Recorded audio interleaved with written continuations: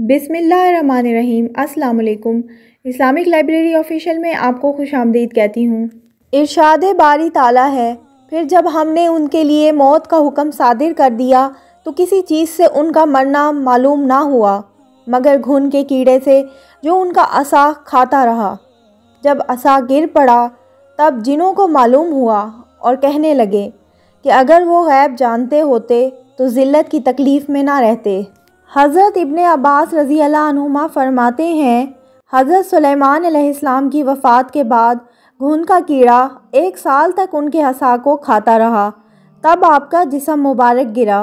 اس واقعے میں بہت سی ہدایات ہیں، مثلاً یہ کہ حضرت سلیمان علیہ السلام جن کو ایسی بے مثل حکومت اور سلطنت حاصل تھی کہ صرف ساری دنیا پر نہیں بلکہ جنات اور پرندوں اور ہوا پر ان کی حکومت تھی، مگر ان سب سامانوں کے باوجود موت سے ان کو بھی نجات نہ تھی، اور یہ کہ موت تو مقررہ وقت پر آنی تھی۔ بیت المقدس کی تعمیر جو حضرت داؤد علیہ السلام نے شروع کی، پھر حضرت سلیمان علیہ السلام نے اس کی تکمیل فرمائی، اس میں کچھ کام تعمیر کا باقی تھا، اور یہ تعمیر کا کام جنات کے سپرد تھا، جن کی طبیعت میں سرکشی غالب تھی۔ حضرت سلیمان علیہ السلام کے خوف سے جنات کام کرتے تھے، ان کی وفات کا جنات کو علم ہو جاتا تو فوراً کام چھوڑ کر بیٹھ جاتے اور تعمیر رہ جاتی۔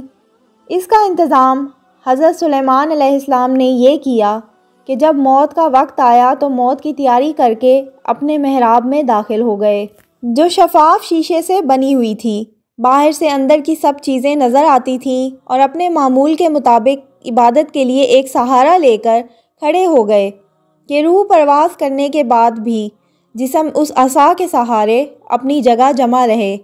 حضرت سلیمان علیہ السلام کی روح وقت مقرر پر قبض کر لی گئی، مگر وہ اپنے عصا کے سہارے اپنی جگہ جمے ہوئے ایسے نظر آتے تھے کہ عبادت میں مشغول ہیں۔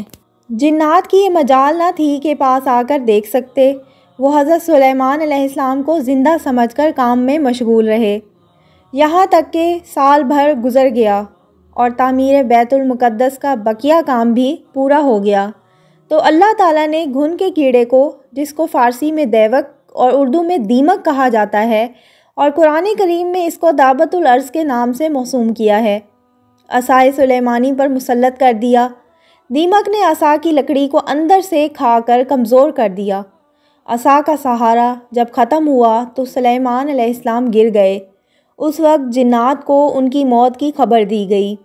موت کے اس واقعے نے یہ حقیقت بھی کھول دی، خود جنات کو بھی پتہ چل گیا اور سب انسانوں کو بھی، جنات عالم الغیب نہیں ہیں، کیونکہ ان کو غیب کا علم ہوتا تو حضرت سلیمان علیہ السلام کی موت سے 1 سال پہلے ہی باخبر ہو جاتے۔ حضرت سلیمان علیہ السلام کے قصے سے اہل ایمان کے اس عقیدے کی توثیق ہوتی ہے کہ غیب کا علم صرف اللہ تعالیٰ کے پاس ہے۔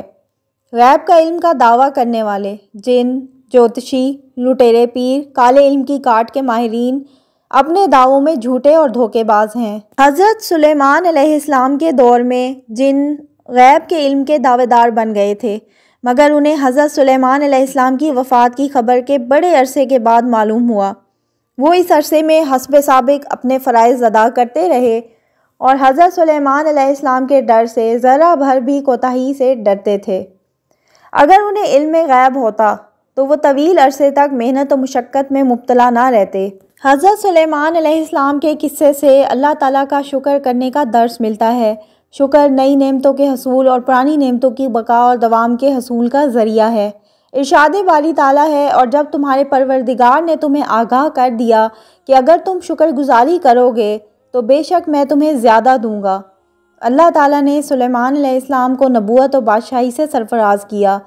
ان 2 عظیم نعمتوں کے علاوہ بہت ساری بے مثال نعمتوں سے بھی آپ کو نوازا۔ ہوا کو آپ کے تابع کر دیا، لہٰذا آپ مہینوں کا سفر لمحوں اور ساعتوں میں طے کر لیتے تھے اور اپنے تخت و لشکر کو جہاں چاہتے لے جاتے۔ سرکش جن آپ کے فرما بردار تھے، لہٰذا وہ آپ کے حکم پر محلات اور قلعے تعمیر کرتے، سمندر میں ڈبکی لگا کر قیمتی پتھر اور موتی نکالتے اور ہر طرح کا حکم بجا لاتے۔ جانوروں کی لغت آپ کو سمجھا دی گئی، لہٰذا آپ جانوروں کا کلام سمجھ کر حسب حال فیصلے فرماتے۔ امام ابن جریر فرماتے ہیں آپ کی عمر وفات کے وقت 50 سال سے کچھ زیادہ تھی۔ آپ کی وفات کے بعد آپ کا بیٹا بادشاہ ہوا، اس نے 17 سال حکومت کی۔ اس کے بعد بنی اسرائیل کی سلطنت کے ٹکڑے ٹکڑے ہو گئے۔ یہ تھی میری آج کی ویڈیو۔ اگر آپ کو ویڈیو اچھی لگتی ہے تو میرے چینل کو سبسکرائب کریں، میری ویڈیوز کو لائک کریں اور شیئر کریں۔ اللہ حافظ۔